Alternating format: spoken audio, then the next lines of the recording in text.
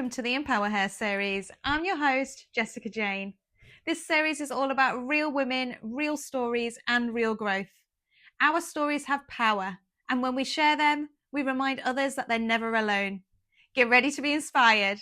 This is EmpowerHer. Hello, beautiful lady, and welcome to episode 8 of Empower Her. I am so excited to have you on. I've only just recently started to get to know you, so I'm really excited to find out a little bit more about your journey, your story, your background, and super excited for you to share that with the Empower Her community as well. So, for anybody that doesn't already know you, can you just introduce yourself, a little bit about you and who you are and what it is you do? No, thank you so much for having me, and thank you, Wayne, for bringing me here. If it wasn't for Wayne, I wouldn't really be here. So, for anyone that doesn't know me, I'm Giedre. I'm from Lithuania, and I'm a founder of Project Will Take Over, a project management community that really shows you how you can take over the world. And currently, I also work in project management as a senior program PMO. And essentially, I think I just want to live a life that I don't regret. I want to live a life that I enjoy. I sadly had some friends pass away and it made me really realize life is too short. So I'm all about now work hard, but we party harder as well. I love that. And it is one of those things, isn't it, with regards to unfortunately when people pass away, and especially if they're kind of passing away before their time, or if it's not expected, it really does put things into perspective, doesn't it? How life is too short and how much we take for granted as well. So I love that you're just living life to the fullest. Exactly. And I think nowadays I'm always like, that sometimes you can't be bothered. If you can't be bothered, do it for those people that are no longer here and they don't have the opportunity. Do it for those people who wish they had the opportunities that you had. Yeah. So, it's definitely changed my life Yeah. perspective. Completely Definitely. different. But I Yeah. still feel like sometimes I take it for granted, isn't it? It's so weird how, it goes off again. And yeah. So Mm. hopefully no regrets, Yeah. no nothing. Yeah. Oh, I love that. So, can you go a bit more into your actual background, your story, like what actually led you to do the work you're doing now and how you're actually empowering women? So essentially, I guess my journey starts all the way in Lithuania. We migrated here in year 7, and I really just didn't fit into this English world. Like, I didn't really fit in with the people. English wasn't my first language. The culture is very different. So since then, I've really felt like I just never had a place where I belonged. And now it's weird. I always say, like, in England, I'm a foreigner, but in back home in Lithuania, I'm a Londoner. And my community project will take over. That's like the first place where I feel like I belong. And I think that's like a big sense of I wanted to make a community that would allow you not to ever feel how I felt lonely or you're not misunderstood. And then from there, I always really knew I wanted to be a businesswoman. I was amazing at business. I did it in school, I did it in college, I did it in university as well, but I never really knew what's that little spark that I really want to focus on. I never just knew where I want to go. Businesswoman can mean so many things, doesn't it? And then in my last year of uni, we done a module on project management, and oh my God, I was like, this is it. Like, this is what I'm gonna do. Dr. Sergen Kalen did an amazing job really portraying how project management was. He was so passionate about it. He made it so fun. He had these little cool dances that he used to do. He was like, every day is different. I was like, oh, I hate consistency. Then he was like, everything's last minute. I was like, I am very last minute. Then he was like, you can do it everywhere. I was like, I don't know what industry I want to go to. And then he was like, and there's a huge demand by 2022. We needed so many project management professionals. So I was like, this is it. So I done my management master's degree, loved it, taught me a lot. I thought I came out, people were just gonna hire me, It didn't work like that. But actually as well, by the time I came out with my master's degree, I just got out of a toxic relationship. So when I tell you I didn't really care about project management for like the first year after graduation. I just wanted to live, have fun, enjoy life. So I didn't really take it serious. And then when I wanted to take it serious, I got run over by a car. So I was in a wheelchair for like a few months, so I couldn't do nothing. Then COVID came, so everything shut down. So it was such a frustrating part for me to get into it. And then the big thing, what happened as well was when everyone was like, okay, you got a master's degree, but where's your experience? I was like, what? So that's again now, I've really strived to show people the gap between the Mm. theory and practice and how it works so people don't have that. And I think as well, coming from Lithuania, just feel like we don't really get told to have ambition. We don't really get told to have dreams. Like Aaron just tells us to, go and have kids and get a husband and all of this. Like no one really tells you that. And I was like, you know what? That doesn't sit right with me. And I really felt like that time that I spent in my toxic relationship, if I put in as much effort into my dreams and my career, even right now, I probably would have been, I don't know, you would have seen a picture of me on Big Ben or something by now, Mm. So it really made me realize how, as women, we really spend our time fixing the men rather than fixing ourselves. I also feel like as women, we don't realize all the opportunities that are out there. And I just feel like as well, as women, we just get told to be small. We just get told not to speak up. And if you know me, like it's just not, I don't believe in all of that. I'm all about, no, forget it. I'm a woman. I can do whatever you want to do. I can do it. So I guess that's where really I wanted to, empower. I really wanted to empower women to really know that they can take over the world. But sadly, that wasn't the reason I started Project Will Takeover. I actually got one of the jobs in project management. And when you join a new company, I was like talking like, what do you want to do? What's your dreams? And I was telling people how I want to coach people in project management, how I found this big gap when I graduated from a master's degree.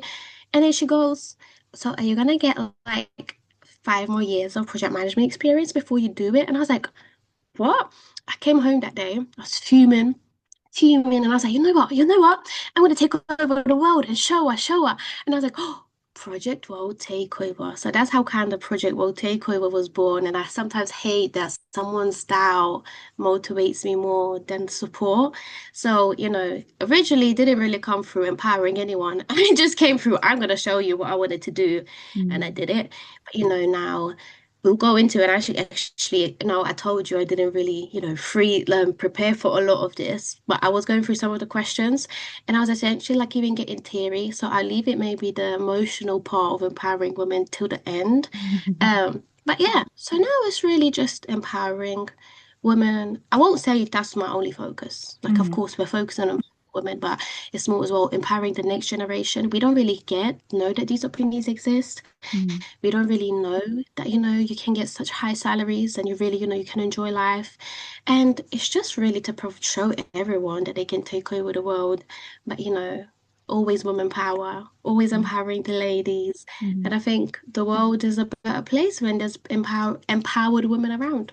Mm. Oh, I love that. There's so much that you've just said that I'm like, oh my God, I need to ask more about that, and I want to ask more about that. Which is like, we don't have time. Yes, I talk. I'm like, But oh my God, it's going too with much. with regards to the first bit I would like to touch on though, with what you've just been speaking about, is the expectations, those strong expectations around that your family life of being expected to go have obviously get married, have children, the home life. I really know what that feels like and I resonate with you there because my upbringing was very much that, where it was very much drilled into me that you should get a get a good education, go to university, get a good job, get married, get a mortgage, have children, and that's what life is. And I was the same as you. I was literally like, no, that sounds awful. Like, I don't want to do that. And I went on my own path, and everybody was a bit like, just never understood me either. And that was quite a lonely place because I always felt so misunderstood. Um, so with regards to you going through that as well, how do you feel that shaped you? How do you feel like is there kind of like any mindset shifts or mindset tools or any kind of words around like resilience to share with people that might be going through something like that as well, where they feel like they need to live up to a certain expectation, but they want to take a different path? Would you give any kind of tips on that? Well, one is everyone's got a different journey. This path that we spoke about, some women love this path, and that's literally what they're meant for, right? So do whatever makes you happy. Like, don't live up to people, don't live up to the pressures of the world, don't not compare yourself as well. Compare is a joy of teeth. And let's say maybe someone around you is married right now with 5 kids and you feel like you got it all. But what if they get divorced in 10 years? Like it won't be a life that you Mm. want. So don't compare yourself to others. Don't really get yourself to get pressurized. But I know it's hard because like I said, in uni, all I really cared about was like, you know what? 1 year after graduation, me and my babes, we're gonna have kids. Then we're gonna have another kid and all of this. I wasn't really talking about project management career. I wasn't really talking about all of this. Like my main focus was like this man and how we're gonna grow together. And so it's just, I think the realization that I get now is if I truly loved myself, I would not have felt like I needed the love of a man to thrive in. And I think that's one thing I want people to understand. A man does not define you. Mm. Only a man can only love you how much you love yourself. So until you're truthfully happy with yourself and you're truthfully happy being by yourself and you know you're amazing, there's nothing else that anyone can do. And I think that's why we just tend to just want love because it's like a toxic love. You just want to feel wanted, you want to feel needed, but sometimes that can really lead to you staying in situations that are not good for you. Mm. And even now, sometimes I speak to my friends, I'm like, it's so toxic, leave. But I'm like, gee, you was there for 4 years, like, and you would break up, do the crazy things, get back together. So it's a waste of time. So I always say, strive for your dreams and strive for what you want, and God Mm. will send you the perfect person. God will send you the person that is, you need, and God will. It's also big about law of attractions. Until you work on yourself, you might continue attracting, these partners that are not good for you. So I feel like I had a whole complete mindset shift because I was like the whole, I want to get married. That's like my main thing. But now talking about it, why do we even put university in there? Like if the main goal is to get married and have kids, why even bother getting the loan, spending all Mm. these years? Let's just go and have kids. Like it's so weird how they take us through the whole, no, but you still must go uni. What should I go uni for if you're telling me I should get married? Yeah. So, and I think now I'm at a place where I enjoy my peace so much. Sometimes I see my friends do all this in the phone, and I'm like, oh my God, I'm so happy I don't have it. But it does still come. Well, I'm approaching 30 soon. Back home in Lithuania, I'm like the only cousin without a partner, without a kids, or without a marriage. So anytime I go back, they're like, so where's your kids? Where's your husband? When you get married? And I'm like, what? Is no one going to talk about my project management community? Like, are Mm. you not seeing how big it is? Like, it makes me sometimes feel like, why is kids and marriage as valuable as you see me, rather for all the other things that I do? So sometimes I'm like, man, I've got 100 children now because I've got hundreds of people in the community. So, but I think sometimes I also say, is it, I don't like the external pressures. I think it's those things that make me feel like, oh, maybe I want a husband. Because I think deep down, I'm still not ready to have a husband. Like, I'm not, I'm just, maybe I just haven't met the right person, but I'm just not ready to go there. I want to take over the world. I want to inspire people. I want to empower women everywhere. And then, but sometimes I'm like, oh, but you are getting old. But who's saying that? That's the outside world saying that. Or Mm. sometimes like, oh, people around me are getting married. And like, oh, I go back home. Everyone's in like a family and all of this. So sometimes I'm like, when I start thinking things, I'm like, you have to really understand, is it you that feels like that? Or is it the external world that portrays that? So it's such a weird thing. It's such a weird thing. And I think you just have to know what you want, right? Essentially, as a woman, I think that's where woman empowerment is. It's not Mm. us saying, no, you can't have kids, don't have husband, go and start a business, start a community, do project management. It's more about you can do whatever you want to do. If you Mm. don't want to have a husband, you don't have to, and you shouldn't feel forced. But if that's where you want and that's where your passion is, go and do it. So I think that's another thing men love saying, if you're empowering women, you're just there saying, forget the men. No, if that's literally what you're on, I genuinely think your partner can really shape or ruin your life. I Mm. think when you have with someone that inspires you, motivates you, empowers you, you go to a whole nother extent. So my whole thing is definitely not like forget men. It's be with healthy men and do what you want. Do Mm. whatever feels right for you. Don't do it for other people. Like, Mm. because you don't want to wake up in 70 years and feel like you lived a life for someone else. Mm. So I don't do it. And I think I'm grateful for my mom because I think at one point she realized I'm a bit wild and I can't be tamed. So she just encourages me to take over the world, really. Whereas my dad, every time I spoke to him, said like, "Oh, so where's husband? Where's kids?" And I'm like, "Go away." I'm like, "Go away." Yeah, again, I completely resonate with all that because I'm 36 now, and for many years, and especially in my past relationship as well, because I was with that person for 11 years, Mm, it was always very much, well, why aren't you married yet? Why don't you have kids? Don't you think you should have this? And I'm like, no, I didn't actually want those things. And also, same as what you've just said as well, like, because people say to you, once you get to a certain age, it's harder to then get pregnant. And mm, sometimes that got into my head of like getting a bit worried, thinking, oh my God, like, but then I kind of come to terms with knowing that. if the day comes where I think, you know what, I actually do want children, and I'm with the right partner and I do want children, and then I don't fall pregnant because I am now too old, then that to me is just the universe telling me it wasn't meant to be. I Yeah. wasn't supposed, like, if because people do get pregnant at older ages. Um, so if it's right for me, no matter what age I am, I will fall pregnant if it comes to that day. And if I don't, it just wasn't my path to take, and I'm absolutely fine with that. And the same with not even just partners. I think it is very much like how you was just saying about finding your own path and navigating that and not falling back on what everybody else thinks you should do and getting caught up on, but I'm supposed to do this and supposed to do that. Find your own path and follow it and follow your own dreams because we are all on our own journey. And that journey is to be discovered by each individual person. And everybody's path is different. Not none is right, none is wrong. It's all unique to you. And I think what again, another thing that I found for myself was doing all that personal development work for me and finding who I was more without everybody else and also not doing things to try and make other people proud of me. I was like, I want to make me proud of me. I'm not doing it to make you proud of me anymore. I want to be proud of me. And that's where I Yeah. really stepped into my own power to be like, no, this is my journey and I'm doing it for me. And I didn't care what anybody else thought anymore.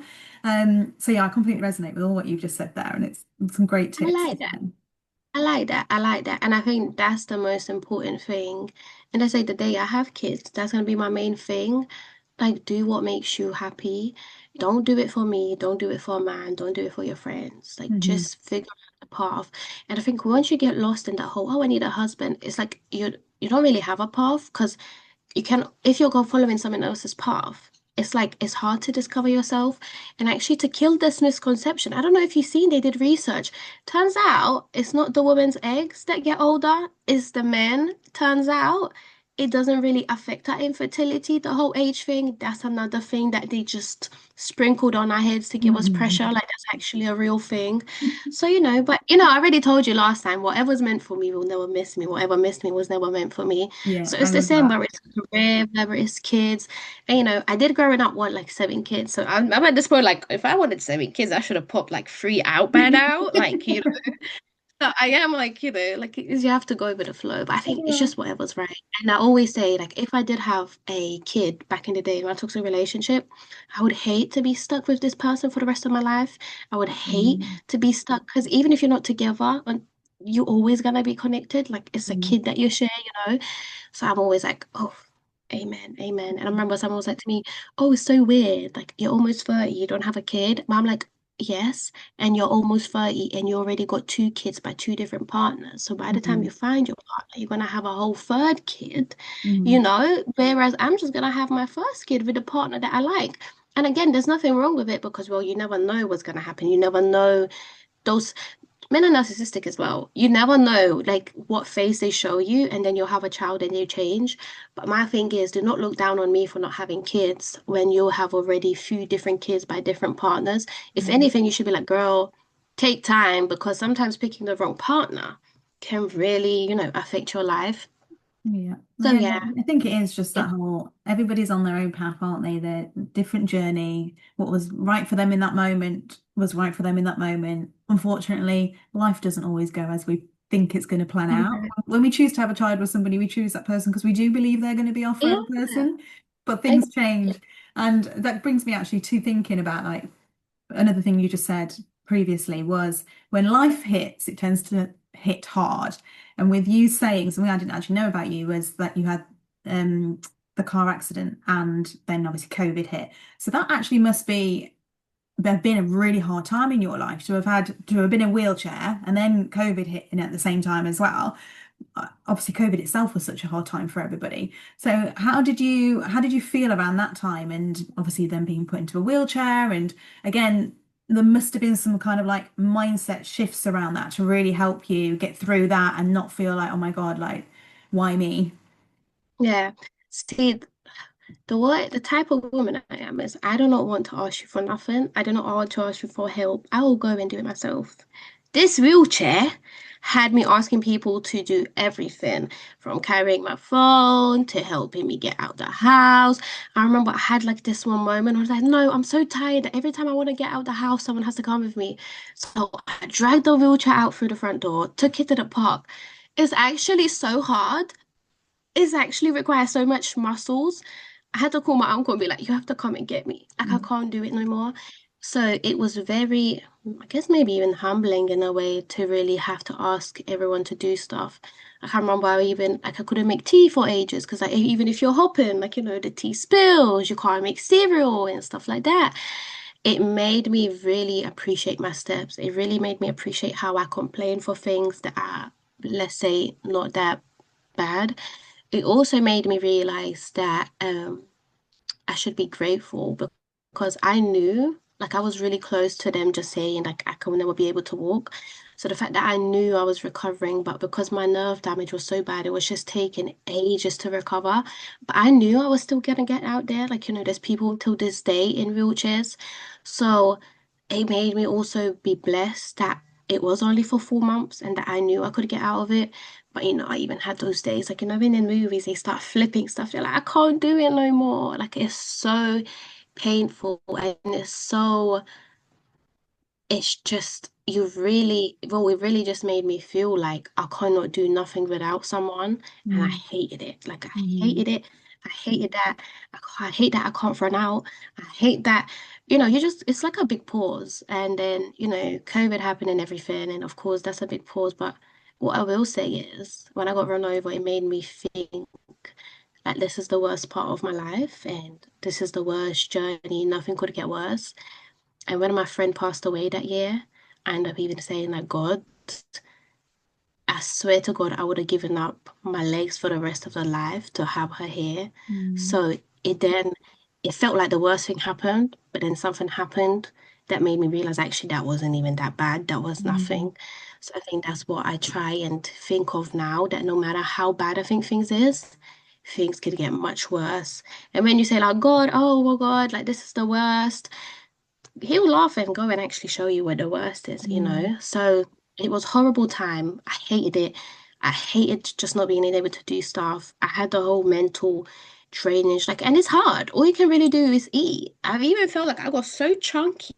But I was like, this is my last pleasure of eating. What else am I gonna do? So it was hard. But then, yeah, it really showed me how actually that time was not that bad. And I mm, always constantly used to say, if I had to choose between walking or having my friend here, I would have done that in a heartbeat, and I mm, probably would have been stuck in that wheelchair for the rest of my life. mm, So I think that's another lesson for me. When mm, when you think things are hard, it can be worse. yeah. And I think those hardships do really one, teach you so much, and again, help you see how much you've been taken for granted, and also the lessons that come from those hardships as well, which I think it's unfortunate that they have to come from such hard times, but I think that's where we really do grow the best is when when pushing through something bad that's happened. Um, and again, I resonate with that. You've got some very similar stories to me because I used to suffer with really bad chronic pain flare-ups, and when they got really bad, literally could not move. I couldn't put one foot in front of the other, and I would be screaming in pain, tears. I passed out from the pain and everything, and I couldn't do anything for myself. And I can remember the first day after a bad spell of it, of 2 weeks of not being able to move, and I managed to get down to my own feet to put my own socks on, and I was like, oh my God, I put my own socks on, and I was so excited. But even just the littlest things that we do on a day-to-day basis of putting your socks on, getting yourself dressed, brushing your own hair, whatever it be, you take for granted. And it really made me put a lot of things into perspective. And also, again, even though to me that felt like such a really hard time, but it makes you look at other people that are going through even worse things, that are actually in chronic pain every single day of their life or are in wheelchairs every single day of their life, and they've got full-on disabilities. And so it really does, it shines that light on things, doesn't it, to really kind of make you appreciate what you actually do have. But I also think what's really good for you, what maybe something that was good out of that journey for you, is hearing you say how you do everything by yourself, you're very much, I don't need help. I do think it's great that women now have got this. We've got much more leeway on things. We have more say over things. We've got more rights. We can run businesses. We're not just housewives anymore. We've got those options of what we want to do in life. But at the same time, I think women are going far too much into their masculine energy and losing their feminine energy. And I think it's actually okay to, like, that situation that you've been put in, I feel like is a thing for you to have connected with to actually be like, it's actually okay to ask for help. You don't have to be this strong woman all the time that can do everything ourselves. If we need the help, we can ask for it, and that's fine. Yeah, no, 100, you know what, 100%.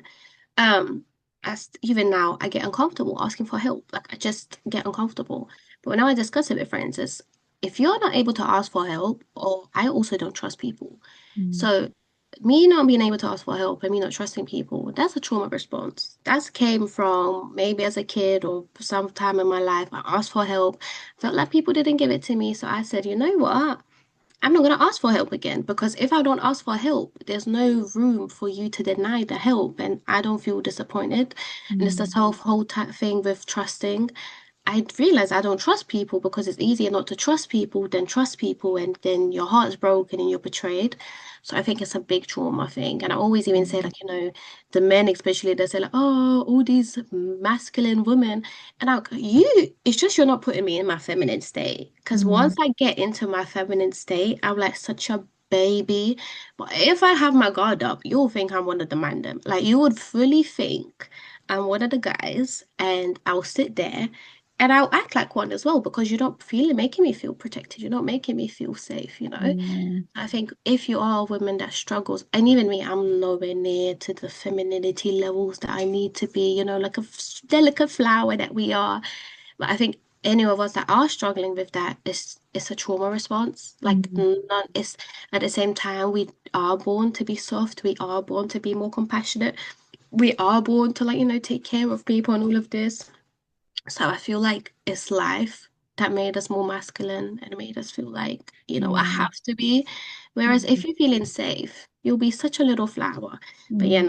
that's why, and my business coach actually as well, like biggest sessions that we had is ask for help. Just message people, ask for help. I'm like, I don't want to. He's like, what's gonna happen? I'm like, I don't want to feel like I asked for help. And then Mm. most of the time when you ask for help, people do in a heartbeat, they're like, what? That's Yeah. okay, but Yeah. I'm still in uncomfortable zone only because I feel like I don't want to get disappointed. So I'd rather do it myself than Mm. ask Yeah. and feel I think the like, best thing around that is to just let go of expectations. Don't have an expectation, and then you mm, can't be disappointed. But it's interesting that you say though, actually, how, I suppose it is that feeling once you feel safe, you can kind of drop that guard a little bit and step back in. You feel safe to step back into that feminine energy, which is interesting that you said that actually. right. I think it's just natural. I think it's just life, world's expectations. It's just Mm. really ruined us. And Mm. I'm not even gonna start going into my conspiracy stuff. All I will say is my conspiracies are true. So they're not really conspiracies, guys. They want us Yeah. to be more masculine, they want us to be, and even that whole thing, I don't know if people know, they didn't encourage us to go to work because they wanted to encourage independence. They encouraged us to go to work because they could get more tax. Like it didn't come from a good, powerful, help. Well, actually, they didn't even do it themselves, and we had to fight for it. Mm. But everything in this world is really, I feel like it makes it worse for women. Men Mm. as well. But I feel like this world, the way they designed it is for women to really fail.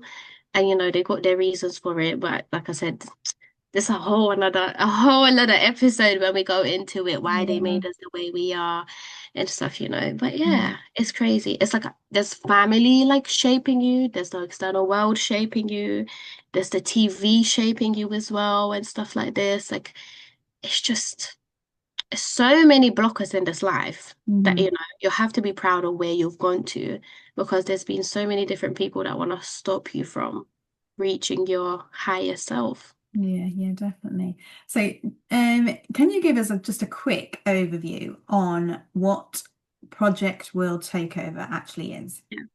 So Project Takeover is a project management community. One of the big things we strive for is that actually project management is a crucial life skill, not just an amazing career. This is a project. You going on holiday is a project. House moves are projects. Birthdays, weddings, your hobbies, everything is a project. So once you learn how to utilize project management knowledge for your personal projects, you'll fly off. Another thing that we do is, help people get into project management as a career. And then another thing that we do is also help people elevate their project management career. Then the last thing as well is I'm very aware that entrepreneurs and certain SMEs might not be able to afford project management. So come and learn about project management so you can start utilizing it into your business, seeing how can it bring you success. And another thing is, how project management can help you turn your dreams into reality because if you follow, the skills and the methodologies that we have, it will just make it easier. And I Mm. think lastly, it's really just an amazing, diverse community where, I'm neurodivergent, so I feel like we encourage that it's not just for neurotypicals. We're also encouraged that, it's for everyone. I also got a chronic illness, so it's also encouraging that no matter if you've got a chronic illness or you're neurodivergent, you can have a place where you belong. And I think we're just fun. I think we're the most fun communities you'll ever find, and I love them. And they warm my heart every day. And really, I think the biggest thing that I found out is that it grows people's confidence a lot. And I Mm. think to me, that's probably one of the biggest things to grow your confidence and to empower you to know that you really can and go and do whatever you want in this world. That's one of the I already feel like we made millions and billions of pounds because of that.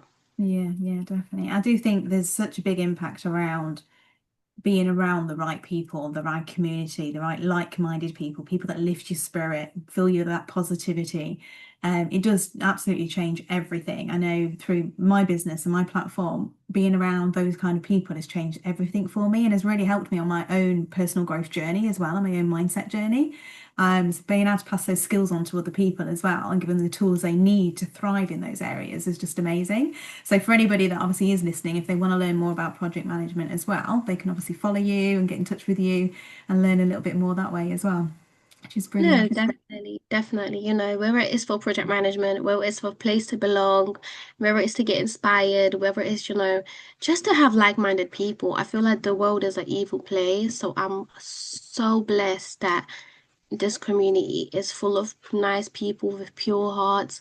And again, that's another thing people say, like, even me, because I got a pure heart, there's so many times I've given up on the world because pure Mm. hearts are not celebrated. So when people come to the community, they say like the most important thing is that I felt like I was by myself, being a nice person that just wanted to help the world. So to be exposed to people like that is a big thing as well.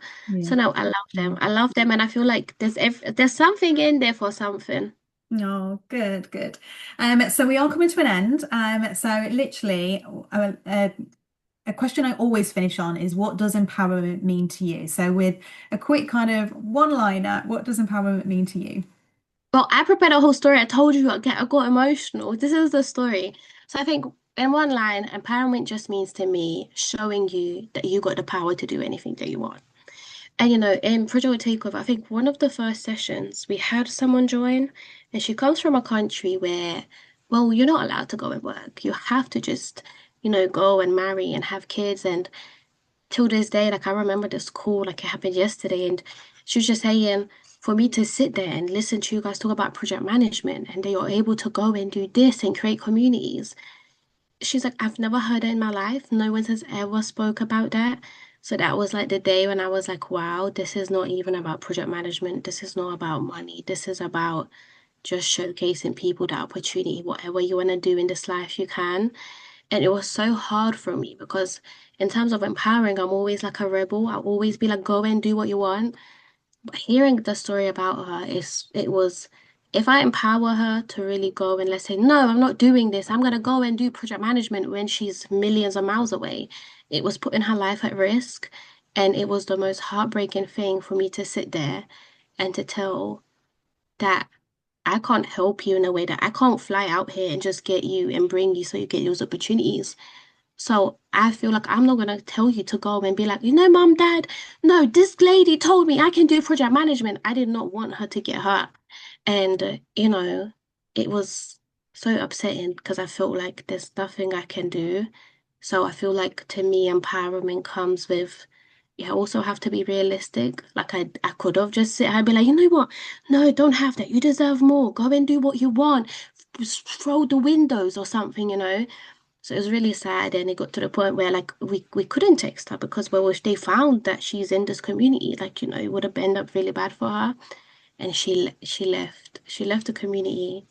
Until this day, I'm always praying for her that she's okay. And I think it also made me realize how blessed I am. That yes, of course, in Lithuania they pushed us to, go and do the whole family thing, but like I wasn't banned from it. I wasn't gonna get lynched. I wasn't gonna get beat up for it. So yeah, so that's Mm. what empowerment really, that day, empowerment like took a whole different thing. I just wanted to show her that, you know what, as a woman, you can do all of these things, Mhm. but I didn't want her to be in danger. I didn't want her to get hurt. Yeah. And Just creating that safe space for people to be able to be vulnerable and know what they are capable of, isn't it? To be able to move yeah, forward. and you have to be realistic, right? If she's in a country where she's not able to do none of these things and Mhm. she goes and rebels, like I've seen people get literally killed for Mhm. just rebelling.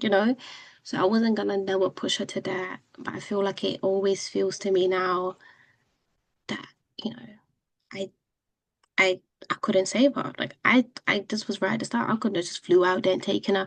And even then, I'm sure it's like a whole kidnapping thing. I can't just bring a whole girl to a whole different country. So I think if you are, let's say, when you are able to take these opportunities, you need to be blessed and just take them because there's so many women around the world that wish they had the opportunities that we have and they're just Yeah. not able to take it. Yeah. And I pray for the world, for the days when, it becomes where all of us are in that stage, but it shifted my perspective completely different. And I remember this was like right at the start. Until this day, it just sits Mm. heavy on me. Yeah. Oh, well, thank you so much for sharing everything with us. It's been lovely to have you on Empower Her, and I'm so excited to follow the rest of your journey and see where it takes you. So I will catch up with you soon and enjoy the rest of your evening. No, thank you so much. It was lovely talking to you. I know we're gonna get kicked out, but I feel like it's like we spoke a lot. We So did much speak to a lot, so I'm say. sure I'm sure we'll reunite at one point. We will, definitely, for sure. All Take right, care, take lovely. care. Bye. Good evening.